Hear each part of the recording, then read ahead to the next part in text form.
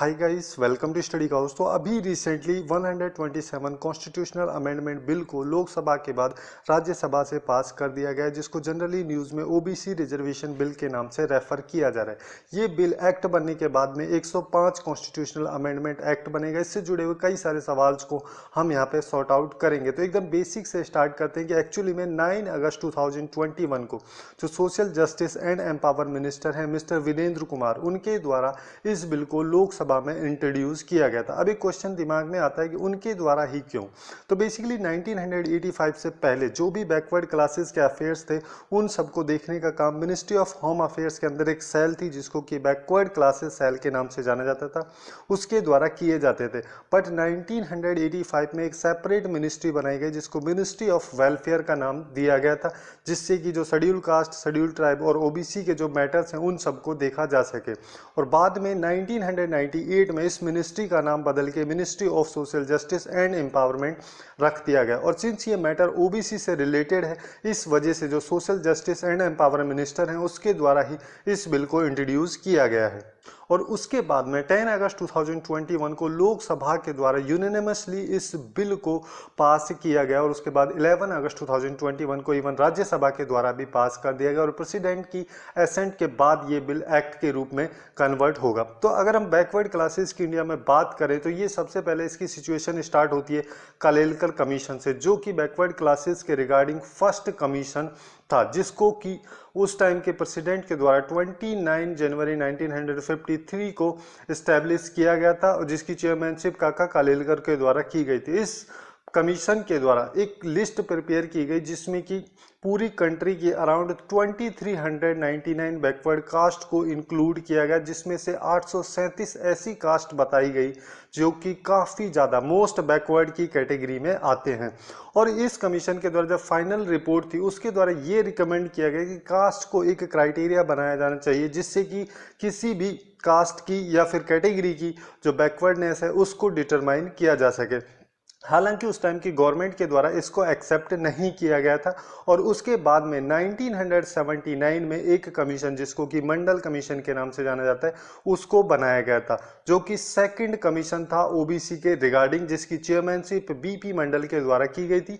और उसके एक साल बाद यानी कि दिसंबर 1980 में उसके द्वारा एक रिपोर्ट सबमिट की गई, जिस रिपोर्ट में उसके द्वारा जो ओबीसी की पॉपुलेशन थी उसको स्टेट किया गया, जिसमें हिंदूज और नॉन हिंदूज ओबीसी की पॉपुलेशन थी उन दोनों को इंक्लूड करके ये बताया गया कि इंडिया की जो टोटल पॉपुलेशन है उसका अराउंड 52% जो है ओबीसी कैटेगरी के अंदर आता है। और उसके द्वारा ये भी रिकमेंड किया गया कि जो भी जॉब्स होती है सेंट्रल गवर्नमेंट की या फिर पब्लिक सेक्टर अंडरटेकिंग्स की, उन सब में 27% का रिजर्वेशन ओबीसी के लिए दिया जाना चाहिए। उसके साथ साथ यहाँ पे एक लिस्ट भी बनाई गई थी इस मंडल कमीशन के द्वारा, जिसमें की जो बैकवर्ड कास्ट थी और कम्युनिटीज थी उन सबको इंक्लूड किया गया, जो अराउंड 3743 कास्ट को इसमें इंक्लूड किया गया था। जो कि अभी के सिचुएशन की हम बात करें तो 2006 के अकॉर्डिंग जो एनसीबीसी यानी कि national commission for backward classes है उसके द्वारा बैकवर्ड कास्ट जो कि सेंट्रल लिस्ट में है इंक्लूडेड वो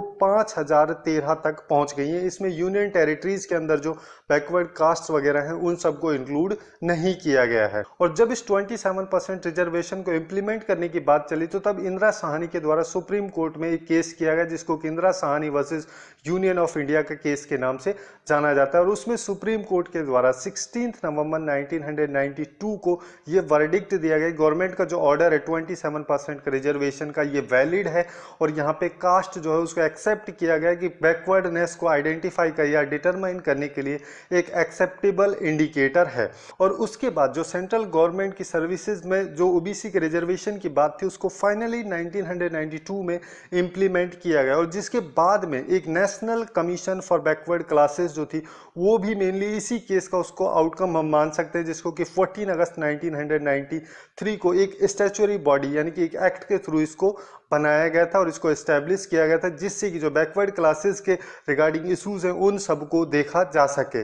और उसके बाद में जो national commission for backward classes था, इसके एक्ट में 2008 में एक अमेंडमेंट की जाती है जिसको कि 102nd कॉन्स्टिट्यूशनल अमेंडमेंट एक्ट के नाम से जाना जाता है, जिसमें कि जो एनसीबीसी का कमीशन था जो कि स्टैट्यूटरी बॉडी था, इसको एक कॉन्स्टिट्यूशनल स्टेटस यहाँ पे दिया गया था। उसके साथ साथ यहाँ पे एक आर्टिकल 338 बी, आर्टिकल 342 ए, इन दोनों को भी यहाँ पे इंसर्ट किया गया था, जिसमें कि आर्टिकल 338 की अगर हम बात करें तो इसमें जो एनसीबीसी के जो स्ट्रक्चर है, जो ड्यूटीज़ वगैरह हैं, जो पावर्स इसको दी जाती है, उन सब के बारे में बात की जाती है। उसके साथ साथ जो आर्टिकल 342 का ए है, इसमें ये बोला जाता है कि प्रेसिडेंट जो है कंसर्न स्टेट के गवर्नर के साथ में मिलके जो socially and educationally backward classes हैं उन सबको स्पेसिफाई कर सकते हैं कि कौन सी कैटेगरी या कौन सी कास्ट इस लिस्ट में इंक्लूड की जाएगी। यहाँ पे प्रेसिडेंट के द्वारा यानी कि सेंट्रल गवर्नमेंट के द्वारा इस लिस्ट में कास्ट वगैरह को इंक्लूड किया जाना था।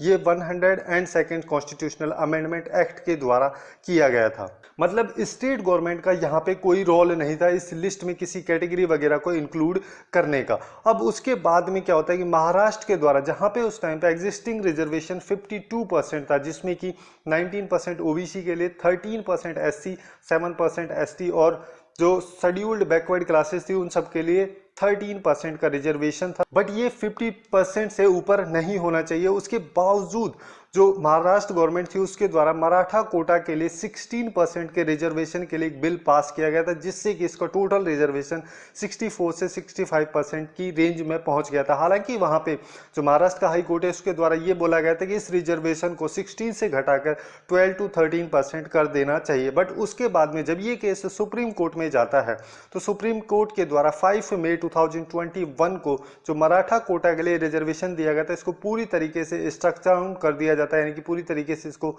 खारिज कर दिया जाता है। और यहाँ पे बोला जाता है कि जो 102nd कॉन्स्टिट्यूशनल अमेंडमेंट एक्ट है वो सही है और वहीं की उसी के बेसिस पे जो प्रेसिडेंट हैं वो एनसीबीसी यानी कि national commission for backward classes के रिकमेंडेशन के बेसिस पे ही कोई कम्युनिटीज जो हैं उन सबको स्टेट की जो ओबीसी की लिस्ट है या सेंटर की जो ओबीसी की लिस्ट है उन सब में इंक्लूड कर सकते हैं। यहाँ पे स्टेट गवर्नमेंट खुद से अपने आप कुछ नहीं कर सकती है। और सुप्रीम कोर्ट के इस ऑर्डर को बाईपास करने के लिए जो इंडियन पार्लियामेंट है उसके द्वारा इस बिल को 127 कॉन्स्टिट्यूशनल अमेंडमेंट बिल इसको लाया गया, जिससे कि स्टेट गवर्नमेंट को ये पावर दी जा सके कि वो वहाँ की जो बैकवर्ड क्लासेस है उनको आइडेंटिफाई करके उस स्टेट की जो ओबीसी की लिस्ट है उसके अंदर डाल सके। अब यहाँ पे कई सारे इसमें प्रोविजंस हैं कि जैसे प्रेसिडेंट जो है उनके द्वारा जो सोशली और एजुकेशनली बैकवर्ड क्लासेस हैं उन सब को ओबीसी की जो लिस्ट है उसमें ऐड किया जा सकता है। बट वहाँ पे कंडीशन ये है कि जो सेंट्रल गवर्नमेंट के पर्पजेज के लिए जो रिक्वायरमेंट है उसको ही यहाँ पे प्रेसिडेंट के द्वारा किया जा सकता है।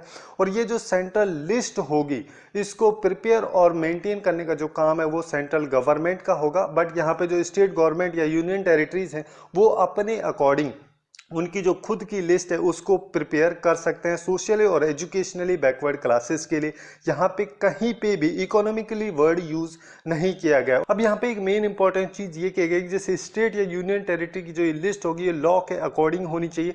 और हालांकि यहाँ पे जैसे सेंट्रल गवर्नमेंट की जो ओबीसी की लिस्ट है इसमें और जो स्टेट या यूनियन टेरिटरीज की जो ओबीसी की लिस्ट होगी इसमें कुछ डिफरेंस हो सकता है, इसमें कोई बड़ी बात नहीं होगी। और ये जो 127th कॉन्स्टिट्यूशनल अमेंडमेंट बिल है जब ये एक्ट बनेगा तो ये 105th कॉन्स्टिट्यूशनल अमेंडमेंट एक्ट बनेगा, जिसके पास होने के बाद अराउंड 671 जो इंडिया में कास्ट हैं उन सबको इस एक्ट की हेल्प से बेनिफिट मिल सकता है। तो यही थी कुछ इंपॉर्टेंट इन्फॉर्मेशन जो अभी रिसेंटली एक बिल जिसको कि लोकसभा और उसके बाद राज्यसभा से पास किया गया उसके बारे में। सो आज के लिए बस इतना ही। Hopefully you guys find it useful and if you find it useful then do like, share and subscribe to Study couch.